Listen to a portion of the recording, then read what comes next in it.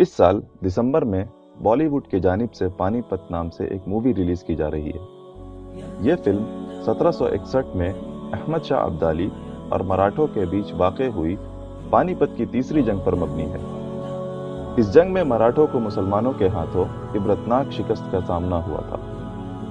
لیکن کیا اس مووی میں پیش کی جانے والی حقائق درست ہیں؟ احمد شاہ ابدالی کو ظالم، جنونی اور بدترین حکمران بتانے کی کیا وجہ ہے؟ اس جنگ کے پیش آنے کی کیا وجوہات ہیں؟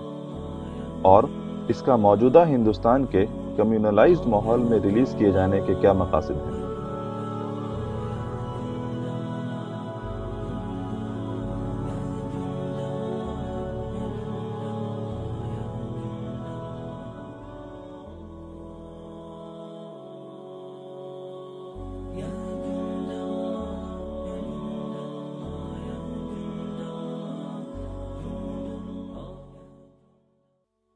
عالمی اور ملکی سطح پر اسلاموفوبیا کی ایک تحریک چل رہی ہے۔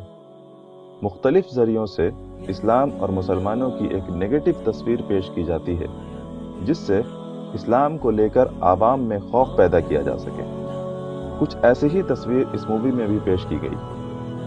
احمد شاہ ابدالی جو ایک مسلمان حکمران تھے، ان کو ظالم، خوفناک اور بدترین شخص کے طور پر پیش کیا گیا ہے، اور اس کے برخلاف سداشیو راؤ جو مراٹھوں کا سردار تھا، اس کو بہادر اور اصولوں والا بتایا گیا ہے۔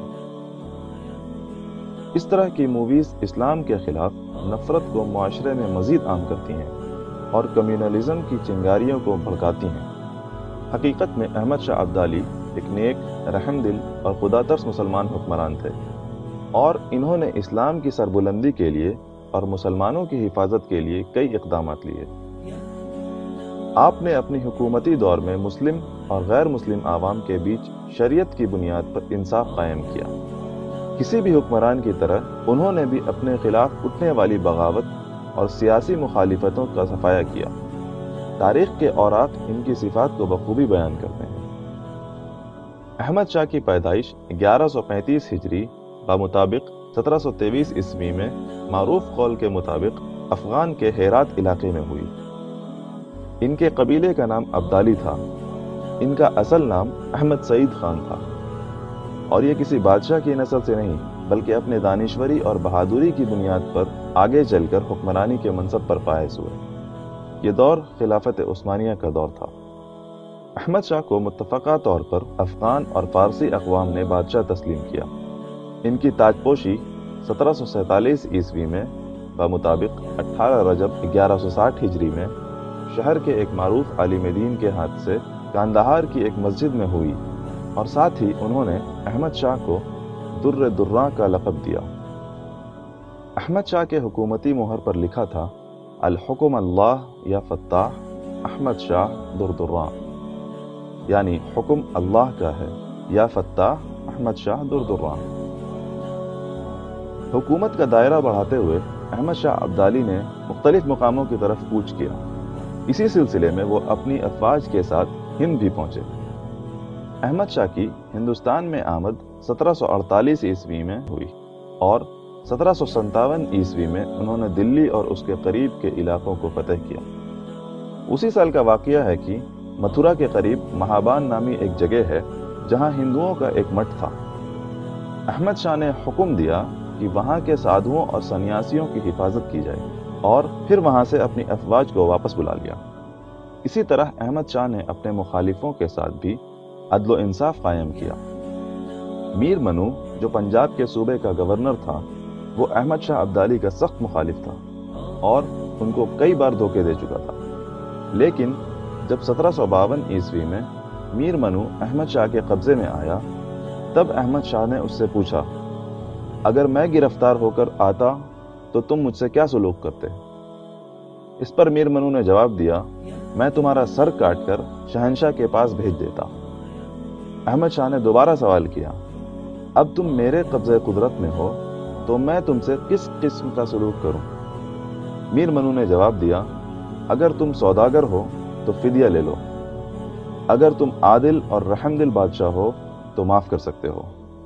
اس کے بعد احمد شاہ بالآخر میر منو کو چھوڑ دیتے ہیں۔ آپ کی اس بے باکی اور سادگی سے میر منو بہت متاثر ہوا۔ اورنگزیب عالمگیر رحمۃ اللہ علیہ کی وفات کے بعد رفتہ رفتہ ہندوستان میں مغلیہ حکومت کافی کمزور پڑ چکی تھی، اور دوسری طرف مراٹھا پورے ہندوستان پر قابض ہو رہے تھے۔ لیکن ہر دور میں کوئی نہ کوئی صاحب بصیرت شخصیت موجود رہی ہے۔ ان شخصیات کی وجہ سے ہدایت کی شمع روشن رہتی ہے، بزم علم و عمل کی شمع قائم رہتی ہے۔ مسلمانوں کے زوال کے دور میں جب غیر ملکی اقوام نے غلبہ پانا شروع کر دیا اور کفر نے اپنے پنجے گاڑنے شروع کر دیے، تو اس پر آشوب دور میں حضرت شاہ ولی اللہ محدث دہلوی رحمۃ اللہ علیہ جیسی شخصیت سامنے آئی۔ انہوں نے احمد شاہ ابدالی کو ایک خط لکھ کر ہندوستان کے سیاسی حالات سے واقف کرایا۔ شاہ ولی اللہ اس فکر انگیز خط میں لکھتے ہیں، غیر مسلموں میں ایک قوم مراٹھا نامی ہے، ان کا ایک سردار ہے۔ اس قوم نے کچھ عرصے سے دکن اور اعتراف میں سر اٹھایا ہے اور تمام ہندوستان پر اثر انداز ہیں۔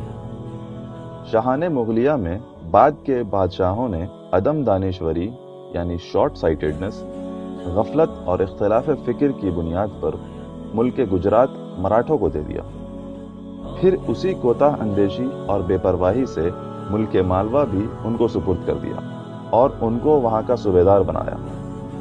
رفتہ رفتہ قوم مراٹھا قوی تر ہوتی چلی گئی اور اکثر بلاد اسلام ان کے قبضے میں آ گئے۔ مراٹھوں نے مسلمانوں اور ہندوؤں سے اخراج لینا شروع کر دیا۔ اس کا نام چوتھ رکھا، یعنی آمدنی کا چوتھا حصہ۔ آگے شاہ ولی اللہ لکھتے ہیں، دہلی اور دکن کے سوائے خالص طور پر مراٹھوں کا قبضہ ہے۔ قوم مراٹھوں کو شکست دینا آسان ہے، بشرطے کہ غازیان اسلام کمر ہمت باندھ لیں۔ چونکہ یہ قوم قوی نہیں ہے، اس لیے اس کا تمام تر سلیقہ ایسی فوج جمع کرنا ہے جو چوٹیوں اور ٹڈیوں سے بھی زیادہ ہو۔ دلاوری اور جنگ کے سامان ان کے پاس نہیں ہے۔ اس خط کو پڑھ کر احمد شاہ نے ہندوستان آنے کا ارادہ کیا۔ پانی پت کی جنگ سے 1 سال قبل مراٹھوں نے گنج پورہ نامی جگہ پر قبضہ کر لیا تھا۔ یہ مقام موجودہ ہریانہ میں پانی پت کے قریب مشرق جانب ہے۔ یہ شہر احمد شاہ کے لیے بہت اہم جگہ تھی، ان معنوں میں کہ وہاں غلے کا ذخیرہ تھا اور یہاں مراٹھوں نے قبضہ کر کے لوٹ مار اور مظالم شروع کر دیے تھے۔ مراٹھوں کی ایک ڈکلیئرڈ پالیسی رہی ہے لوٹ مار اور قتل و غارت کرنا۔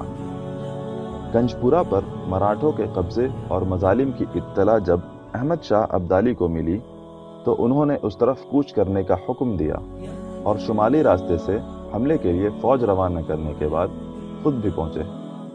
احمد شاہ بہت عبادت گزار شخص تھے۔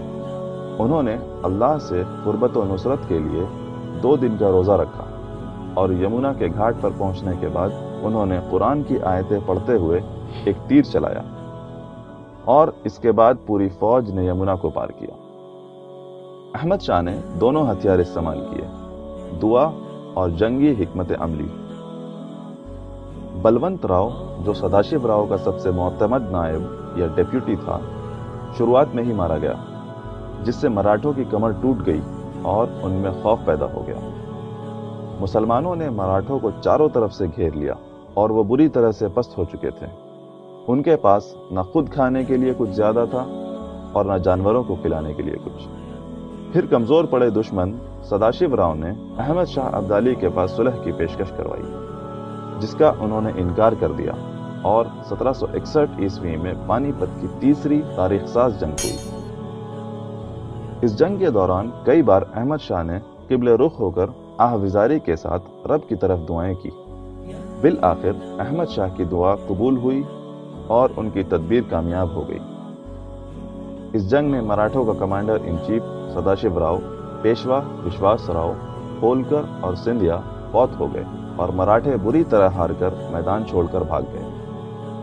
احمد شاہ کے انصاف اور رواداری کی مثال دیکھیے کہ سداشیو راؤ کی لاش کو احمد شاہ نے تالاش کروایا اور باعزت اس کے رہبروں تک پہنچایا۔ اسی طرح پیشوا وشواس راؤ کی لاش کو پنڈتوں کے حوالے کیا۔ گو کہ ان کی فوج کے لوگ ان کی لاش کو واپس افغانستان بطور یادگار لے جانا چاہتے تھے، پر احمد شاہ نے اس سے منع کر دیا۔ کاشی راج پنڈت جو جنگ کا ایک آئی وٹنس تھا، اس نے اپنی کتاب پانی پت کی آخری جنگ میں لکھا، خدائے قدرت نے مراٹھوں کے غرور اور تکبر کو نیچے دکھانے کے لیے احمد شاہ درانی سے کام لیا، کیونکہ تکبر اور غرور خدا کی نظر میں جرم ہے۔ کیونکہ احمد شاہ ابدالی کو اقتدار کی ہوس نہیں تھی، لہٰذا وہ افغانستان واپس چلے گئے اور دلی کی حکمرانی مغلیہ حاکم شاہ عالم ثانی کو دے گئے۔ 1772 عیسوی میں احمد شاہ کی وفات ہو گئی۔ یہ تھے عظیم مجاہد احمد شاہ ابدالی کے زندگی کے عبرت ساز اوراق۔ یاد رکھیں، جو قوم اپنی تاریخ نہیں جانتی وہ اپنی شناخت بھول جاتی ہے اور اپنا مستقبل طے نہیں کر سکتی۔ موجودہ ہندوستان میں تاریخ کو تبدیل کرنے کی ایک مہم بڑی تیزی سے چل رہی ہے۔ اس طرح کی فلمیں اسی تحریک کا حصہ ہیں۔ ان فلموں کے ذریعے لوگوں کے ذہنوں کو جھوٹے اور من گھڑت واقعات کے ذریعے کانٹامینیٹ کیا جا رہا ہے۔ مسلمانوں سے ان کی تاریخ کو بھلا دینے کی کوشش کی جا رہی ہے اور غیر مسلم عوام کو یہ بتایا جا رہا ہے کہ مسلمان باہر سے آئے ہوئے ایک ظالمانہ اور جابرانہ قوم ہیں، لہٰذا انہیں آئسولیٹ کر دیا جائے۔ ایسے میں مسلمانوں کی ذمہ داری بنتی ہے کہ وہ خاموش تماشائی بن کر بالی ووڈ سے انٹرٹین ہونے کے بجائے دین اسلام اور اسلامی شناخت کے لیے اٹھ کھڑے ہوں، لوگوں کے سامنے تاریخی حقائق پیش کریں اور قرآن و سنت کی روشن تعلیمات کے ذریعے عوام الناس کو اسلام کی حقیقت سے روشناس کرائیں اور انسانیت کو اسلام کی طرف بلائیں۔